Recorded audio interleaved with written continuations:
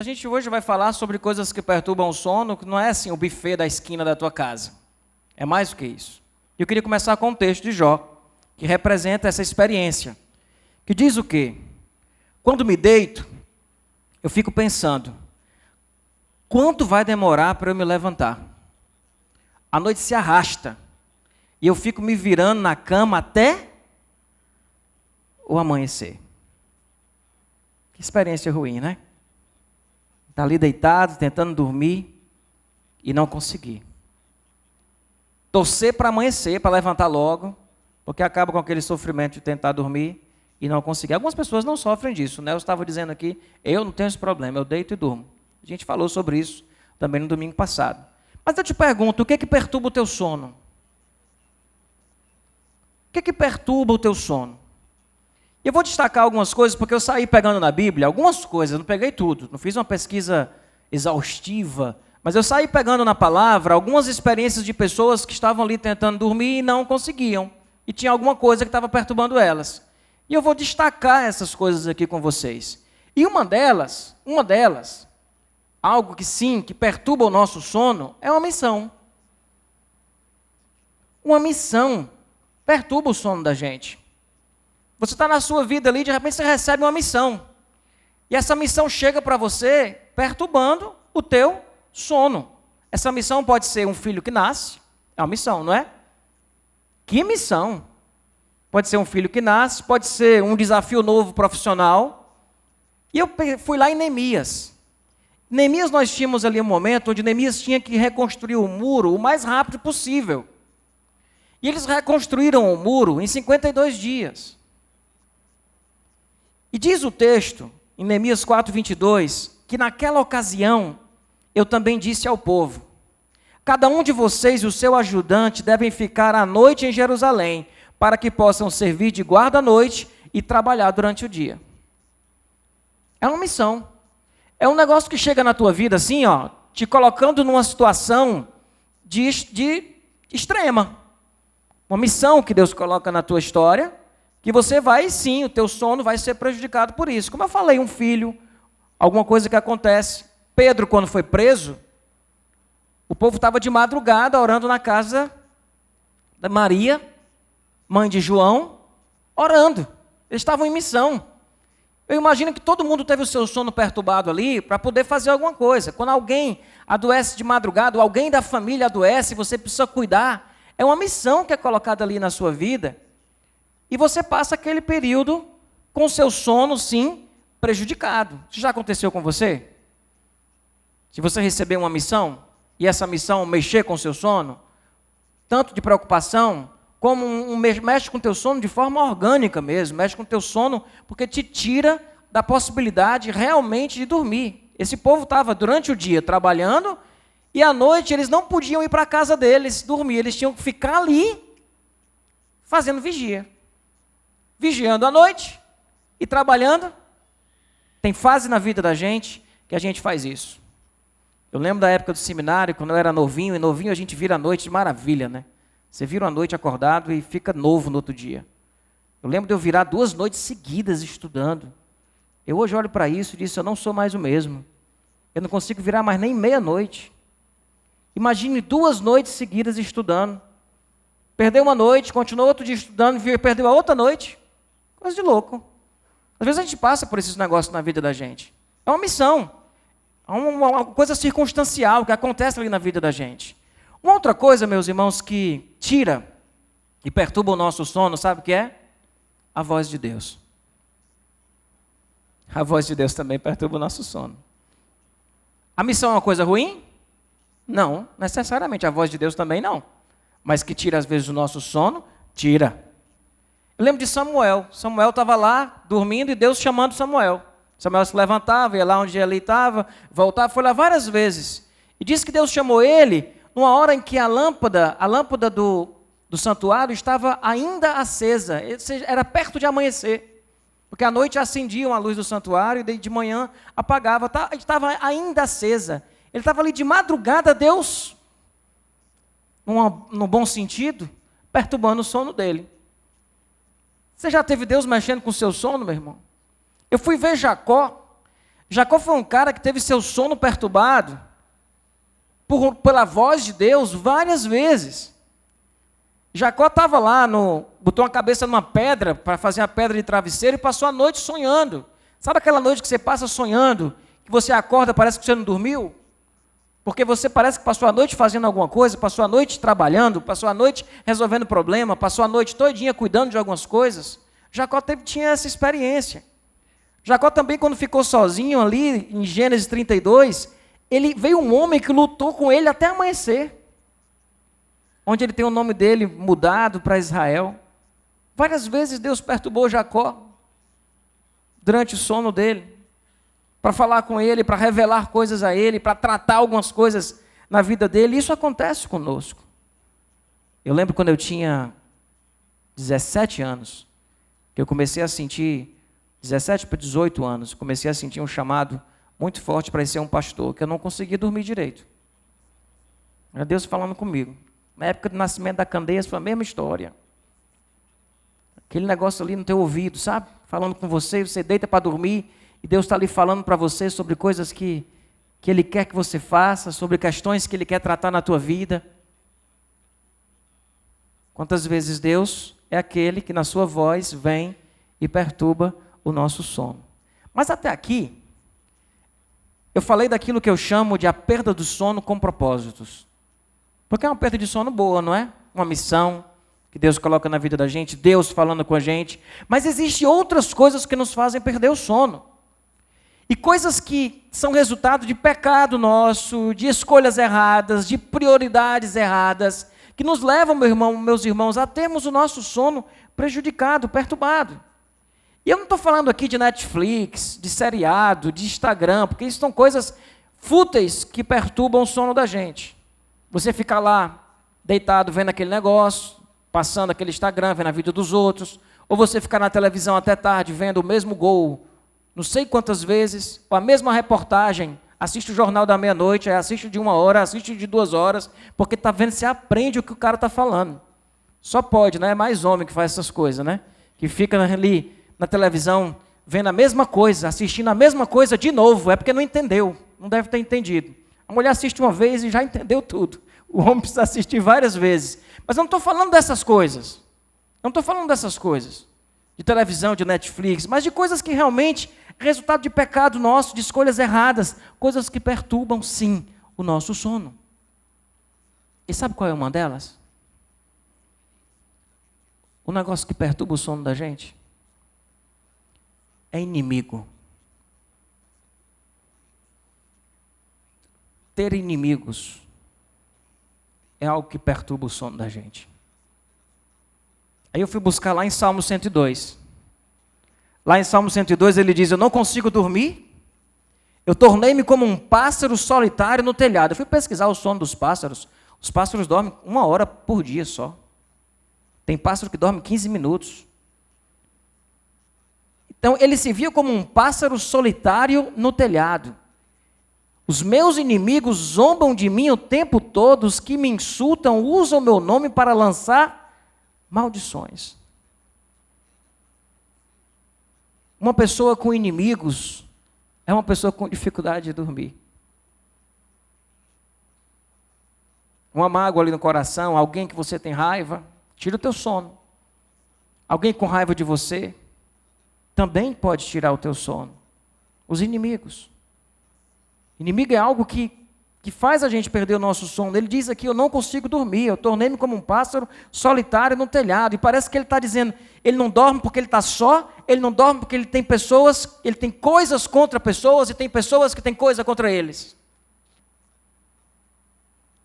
Por isso que Paulo diz que tudo que depender de nós, tem de paz com todos os homens. Por isso que Jesus disse que a gente devia fazer o quê, meus irmãos? Orar pelos nossos inimigos. Você tem um inimigo perturbando seu sono? Ore por ele. É isso que a palavra de sabedoria da Bíblia diz, ore por ele. Você tem um infeliz do inimigo perturbando teu sono, na hora que você deita, você fica lembrando das coisas que ele fez, ore por ele. Tudo que depender de vós tem de paz com todos os homens, com todas as pessoas. Você é uma pessoa que procura paz? Ou você é uma pessoa que gosta de fazer inimigos? Nas redes sociais e no mundo real. Gosta de fazer inimigos. Parece que é gostoso ter um inimigo. Você é dessas pessoas? O inimigo é um negócio que perturba o sono da gente. Chegaram para um homem que tinha uma idade muito avançada e ele disse que... Chegaram para ele e perguntaram para ele se ele tinha algum inimigo. E ele disse, não, eu não tenho nenhum inimigo. E podia pensar que esse homem era um homem muito santo, porque não tinha nenhum inimigo. Mas eles perguntaram por que ele não tinha nenhum inimigo. E ele disse, é porque todos já morreram. Se todos já morreram, ele não tem mais nenhum. Acabou com todos os inimigos dele. Ele sobreviveu para além da vida de todos os seus inimigos, não que ele tenha matado. Mas será que você é essa pessoa que vai chegar um momento na sua vida que você vai dizer, eu não tenho mais nenhum inimigo porque todos morreram? Ou você vai dizer, eu não tenho inimigos porque eu tenho procurado ter paz com todas as pessoas? E aí eu quero te dizer uma coisa. Se você tem muitos inimigos, a probabilidade do problema ser você é quase 100%. Uma pessoa com muito inimigo, ela é o problema. Ela é o problema. Então trabalhe sua vida, em vez de você sair resolvendo o caráter dos seus inimigos, talvez você seja o problema. Pense nisso. Esse cara está dizendo, eu não consigo dormir, eu tornei-me como um pássaro solitário no telhado. Está só, por que ele está só? Tem ninguém mais com ele, todo mundo virou inimigo dele. Ninguém presta. Só ele. Tem alguma coisa errada. Tudo que depender de nós, que tenhamos paz com todas as pessoas. Isso ajuda você a não ter o seu sono perturbado. Uma coisa, meu irmão, você está dormindo aqui, você tem um sono perturbado porque Deus te deu uma missão. Uma coisa é você estar dormindo e ter seu sono perturbado porque Deus está falando com você. Outra coisa é você estar deitado e não conseguir dormir porque está com raiva. Porque tem um inimigo que está ali do lado da tua cama, e parece que ele está ali falando com você. Que Deus nos ajude a vencermos isso, a lutarmos isso. Uma outra coisa, meus irmãos, que tira o nosso sono, que eu vi muito claro na Bíblia, são dores, doenças, lutos, desgraças. Isso tira o nosso sono. Alguém tem dúvida disso? Tira o nosso sono. Ano passado, quantas pessoas de nossa igreja tiveram seu sono perdido? Porque perderam pessoas. Tiveram seu sono perturbado porque estão enfrentando doenças. Estão enfrentando situações difíceis na vida e está com seu sono perturbado. Consegue dormir em paz porque é muita dor, é muito problema. E aí aquele texto que eu usei no começo, não sei se vocês perceberam, mas é um texto de Jó. Aí eu peguei o texto completo agora para ler aqui com vocês. Olha o que Jó diz. Como o escravo que anseia pelas sombras do entardecer, o que é as sombras do entardecer para um escravo? É parar de trabalhar. Ou como o assalariado que espera ansioso pelo pagamento, assim me deram meses de ilusão e noites de desgraça me foram destinadas. Ele está dizendo aqui, olha, eu fiquei com expectativa em uma coisa e me fizeram meses de ilusão, mas noites de desgraça me foram destinadas. Eu quando me deito, eu fico pensando, quanto vai demorar para eu me levantar? A noite se arrasta, eu fico me virando na cama até o amanhecer. Meu corpo, olha o que Jó diz, o meu corpo está coberto de vermes e cascas de ferida, minha pele está rachada e vertendo pus. O que Jó está enfrentando? Um momento de enfermidade profunda. Um momento de luto. Ele não consegue dormir, não é nem porque ele está preocupado com nada, não, é porque está doendo. E ele fica torcendo para amanhecer, para ele se levantar daquela cama. E nós passamos por isso na nossa vida. Existem pessoas na nossa comunidade aqui que estão passando por situações parecidas. Isso acontece na vida da gente. De você estar ali, sabe, virando para um lado para o outro, enfrentando um luto, enfrentando uma doença, enfrentando dores e sem conseguir dormir. Nós temos hoje tantos recursos da medicina para ajudar a gente, mas ainda assim é tão difícil, não é, irmãos? E às vezes essas dores, e essas doenças, e essas feridas estão na nossa alma. E a gente não consegue dormir. Sabe uma coisa que você pode fazer quando você estiver deitado na cama, rolando para um lado para o outro, sem conseguir dormir? Levanta. E conversa com Deus. Dá uma pausa naquele negócio e conversa com Deus. Olha o que diz Filipenses 4, 6 e 7.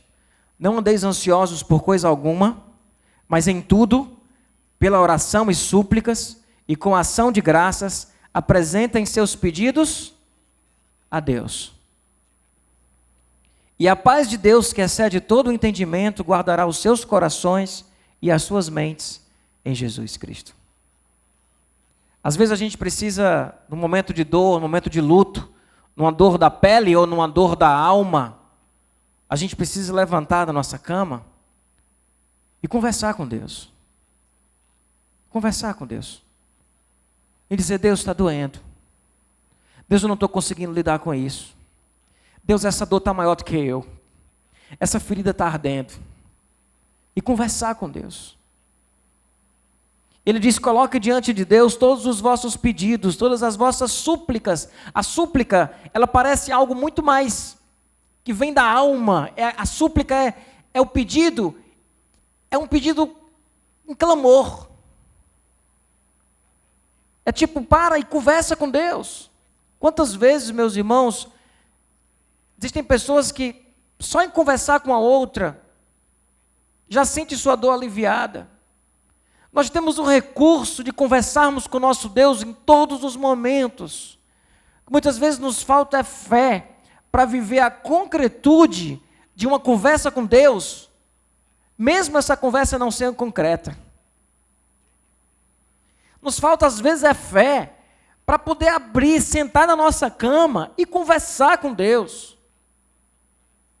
Colocar diante dele o que a gente está sentindo. Não tem forma melhor de você descansar sua alma. Converse com Deus. Qual foi a última vez que você conversou com Deus? Sozinho. Conversando com Ele sobre as suas dores.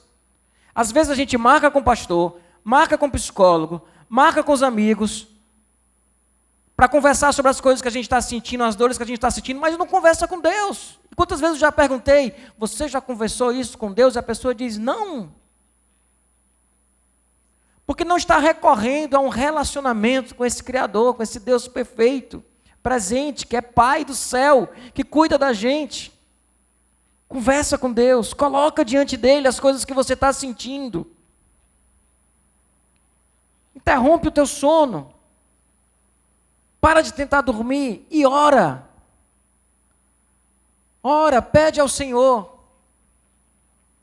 Chora diante dele, suplica. Fala da tua dor, fala da tua angústia. A gente vai ler os Salmos, e os Salmos têm os momentos, a Bíblia toda, mas os Salmos têm muito isso. Uma sinceridade da pessoa, o Senhor me esqueceu, o Senhor me afligiu, o Senhor fez eu passar por isso. É um ser humano colocando seu sentimento diante de Deus, sem nenhum filtro. E quando a gente está aqui falando sobre os nossos sentimentos, a gente está cheio de filtro ligado. Mas no quarto da gente de madrugada, a nossa cabeça não tem filtro para as coisas que a gente pensa.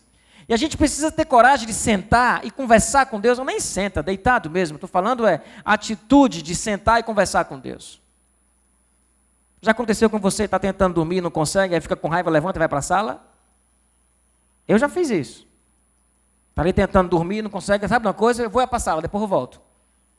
Aí depois quando você volta, um pouco mais cansado, tal, fica mais fácil você se render. Sua cabeça está tão pilhada que você vai para a sala, cansar um pouco mais, para ver se quando você voltar você dorme. Aí vai assistir uma televisão e fazer alguma coisa, vai orar, meu irmão. Vai orar. Conversa com Deus. Sai do quarto, vai para outro canto e conversa em voz alta com Deus. em voz alta, é feito doido mesmo. Às vezes o pessoal tem coisa de crente, é coisa de doido mesmo. Porque se uma pessoa que está ali em voz alta conversando com alguma outra pessoa, quem é essa pessoa? É Deus que está me ouvindo, e eu estou conversando com Ele. Conversa com Deus, coloca as coisas que você está sentindo. E talvez você volte para a cama depois, com seu peito aliviado, com as suas dores da alma aliviadas. No caso de Jó, era uma ferida no próprio corpo. Mas a maior dor de Jó, eu garanto para você, não era a ferida do corpo. Era a perda que ele tinha sofrido. Era tudo que ele tinha enfrentado. Então, ore e converse com Deus. E peça a Deus que alivie a dor do teu corpo. Que sare a ferida do teu corpo também. E não só a ferida da tua alma. Amém? Sabe o que mais, irmãos, que tira o nosso sono? Mamon. Mamon tira o nosso sono. Mamon é dinheiro. Jesus chamou dinheiro de mamon, dando ao dinheiro uma categoria de potestade, de divindade. Alguém vai dizer, pastor, eu acho que se eu tivesse dinheiro, eu estava dormindo. Eu não estou dormindo é porque não tem dinheiro, não é porque tem, é porque não tem. Pois eu digo para você que não é. Mamon, Jesus quando colocou que ninguém tem como servir a Deus e a mamon, a Deus e ao dinheiro, ele está colocando mamon como uma potestade, que desarticula a vida da gente. E aí eu fui para um texto de Eclesiastes, que fala sobre essa coisa do sono. Meu irmão, que texto forte. E como tem muito mais a ver com hoje do que com aquela época. Olha o que esse texto diz em Eclesiastes 5. Quem ama o dinheiro, jamais terá... Dá para repetir? Quem ama o dinheiro, jamais terá o suficiente. Quem ama as riquezas, jamais ficará satisfeito. Jamais ficará satisfeito com seus rendimentos. Isso também não faz sentido. Aí ele continua e diz, quando aumentamos os bens, aumentamos também os que os consomem. Sabe o que é isso aqui? Você aumentou o salário, aí você aumentou o custo fixo. Você aumentou o salário, você vai aumentando o seu gasto. Então você vai ganhando mais, mas não adianta. Não adianta, você continua sem paz. Porque junto com o aumento dos bens, também aumentam os que os consomem. E que benefício trazem os bens a quem os possui, se não dar um pouco de alegria aos seus olhos? É passageiro, é momentâneo. Não tem poder, de fato, de produzir uma verdadeira felicidade. Eu sei que tem aquela frase, dinheiro não traz felicidade, pois me dê o seu e seja feliz. Mas aqui está falando de outra coisa. Aqui está dizendo que não é suficiente, o dinheiro nunca será o suficiente. Sabe aquela coisa que a pessoa que diz, se eu ganhasse mais R$1.000 por mês, meus problemas estavam resolvidos? Aí você ganha mais R$1.000 por mês, mas não é suficiente. Porque você está rendido a mamon. Você quer tudo que você não tem. E tudo que você tem, você já não quer mais, porque você já possuiu. Isso é diabólico. Isso está inserido na nossa cultura. Isso está inserido no nosso jeito de viver. Está inserido na maneira como nós vivemos. Nós respiramos isso na nossa cultura. Não é suficiente. As coisas perdem o valor de uma hora para outra. E a satisfação de tê-las some de uma hora para outra. Versículo 12 ele diz, o sono do trabalhador é ameno. Quer coma pouco, quer coma muito. Mas a fartura de um homem rico não lhe dá tranquilidade para dormir. Eu já vi gente que para ganhar 3.000 a mais por mês, destruiu sua vida. Vivia em paz, ganhando menos. Aí foi ganhar mais, perdeu a paz. Não consegue mais dormir. Pastor, o senhor está advogando o quê? Eu estou dizendo que amor ao dinheiro é a raiz de todos os males e que a gente já tem muito mais do que o que a gente precisa. E se a gente não é feliz porque a gente precisa de algo mais, é porque a gente está se rendendo a mamon. É isso mesmo, e eu me incluo nisso com vocês. Me incluo nisso com vocês. Com um pouquinho a mais por mês, você às vezes, dá um exemplo. Dá um exemplo que é muito comum, tem muita gente aqui que trabalha no serviço público. Você recebe um carro comissionado, que aí te dá um rendimento um pouquinho a mais, e rouba a tua paz. Tira você do convívio. Perturba o teu sono. Tu não consegue dormir. Percebe, irmãos? Vocês forem ler depois o capítulo todo de Eclesiastes 5, ele é quase que aquele texto que Jesus diz: louco, essa noite pedirão a tua alma, e o que você preparou, para quem será? Acho que Jesus estava fazendo menção, quase com uma reaplicação desse texto de Eclesiastes. Depois olhe. Ele diz de forma muito clara que o sono do trabalhador ameno, quer coma pouco, quer coma muito, mas a fartura de um homem rico não lhe dá tranquilidade para dormir. Versículo 13, há um mal terrível que vi debaixo do sol, riquezas acumuladas para infelicidade do seu possuidor. Se as riquezas se perdem no mau negócio, nada ficará para o filho que lhe nascer. Interessante que ele fala de duas coisas: de não estar satisfeito e de riquezas acumuladas. Ainda nesse próprio texto, mais à frente, ele vai falar do homem que recebeu riquezas de Deus e que foi capacitado por Deus para possuí-las. Quando é que mamon, o dinheiro é mamon, e quando é que o dinheiro é só o dinheiro? Difícil separar isso, né? E precisaria de um estudo talvez bem mais amplo para a gente refletir sobre isso. Mas o que eu quero simplesmente hoje aqui destacar e dizer para você é que o ter mais não é algo que vai necessariamente te dar paz. Pelo contrário, o que o texto diz é o contrário. O que esse texto está dizendo é que quem ama o dinheiro jamais terá o suficiente, estará eternamente insatisfeito, procurando sempre uma forma de ter mais. Afinal de contas, todo mundo quer viajar para Orlando, né, irmão? Mas tem muita coisa na vida que para a gente conseguir, existe um preço a ser pago. E a gente precisa saber avaliar isso direito. Saber se a riqueza, que papel essa riqueza tem na vida da gente. O teu dinheiro, ele perturba o teu sono?